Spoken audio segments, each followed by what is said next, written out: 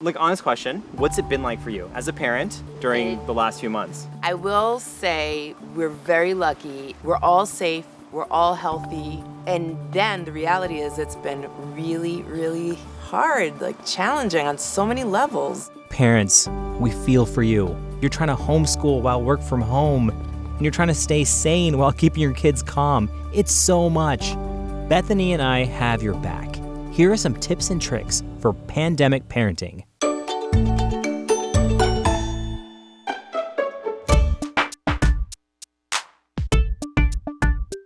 You know, children have a different way of seeing the world depending on how old they are. You know, some younger kids have more abstract thinking and more creative thinking or don't understand the world around them. We have to stay 6 feet apart. Do you know what 6 feet is? Daddy and a little bit more. He'll never tell you that though. If we see somebody coming without a mask, we have to step aside and let them go because it's not safe, you know, and explain why it's not safe without creating this boogeyman that lives invisibly all around us. It's been really, really challenging. Older kids are starting to feed off what their parents are going through. And then those adolescents and teens are pretty smart. They're with it. And if we don't tell them what's actually happening, they will go on the internet and find their own answers, or television, or their friends.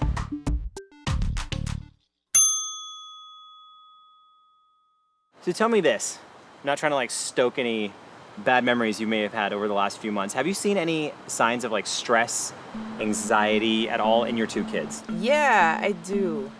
Lulu gets, throughout the day, we'll get like periods of just like this deep sadness I've never seen before. And I know it's that she was so active and now she doesn't always have the words to express exactly what's bothering her, but I do see these like periods of just like this real sadness. So, you know, we talk about it and I'm really honest with her. I'm like, I'm really sad too, you know. Daddy's really sad. We're all really sad. We all miss the things that we used to do. I empathize with that feeling so, so much. And then, you know, she will open up and say, but what do you do about it? And I'm like, we just be sad that we miss the things that we can't do anymore, but we'd be really, really happy that we have each other and we're safe and we're healthy. So, I gotta look, it's so hard. So none of that sounds easy. You weren't lying to them. You weren't BSing them. I think it's commendable that you were actually just straight up with them and you were like, hey, I'm scared too. That is probably not the easiest thing to say. That type of kind of tailored language is really important. There are, unfortunately, a lot of teens out there, I say teens, but all kids out there, who are at a specific risk for mental illness right now. And I'm talking anxiety, depression, really bad stress, substance abuse. We're seeing it in these alarming numbers, and not all of it's reported. And so I think this is just our friendly PSA to say if there's any ability for anyone out there to reach out to someone who may need it, amazing. And if you can't reach out to someone, just simply spreading the information that there's resources out there, or encouraging people to talk to their kids or teens to ask for help if they can. And I think that's another thing that all of us can do our part in normalizing. No one ever, but no one especially now, should feel embarrassed, ashamed, or alone when it comes to having any type of mental health issue. It's part of the world right now. If you notice that your child or teen has certain changes in their behavior, you know, maybe Acting different. acting differently, That's like the parent way of saying it. If your kid's acting different, losing sleep, all of a sudden not interested in their usual hobbies, whatever they may be, it's never too early or it's never wrong to ask for help or just to ask questions. What's it been like for you and Jamie to have to modulate your stress and anxiety because you know like that behavior is going to be translated to Nico and Lulu? I won't say we're good at it now, but we're cognizant of that. Our stress, it's like an aura. In the beginning, we were panicking about very different things, right?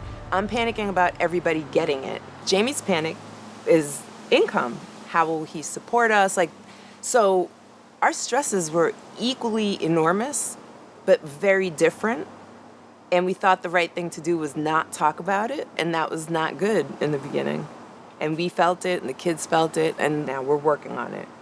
It's not perfect, because how can it be perfect? Like, I honestly don't want to get the hang of this. You know what I mean?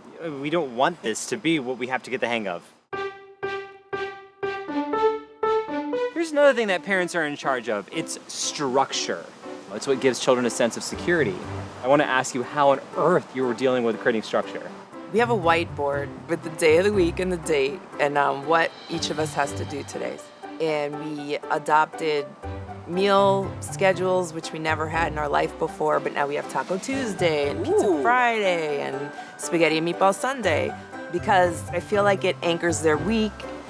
It gives them structure, it gives them stability. Like they know on Tuesday we have tacos. And I've learned to make tortillas from scratch really fast. So I have two questions. Number one, can I come over for Taco Tuesday? And number two, I'm coming over for Taco Tuesday. I love your two questions. You did say anchor. You use that word, and I think that's really important because you are essentially the anchor for your kids' normalcy, for their mental health, for their comfort, their safety, their structure. Like parents are the anchor. We can easily say things all day long on TV, like make sure you physically distance and make sure your kids play outside whenever they can. Well, some people live in a single bedroom home.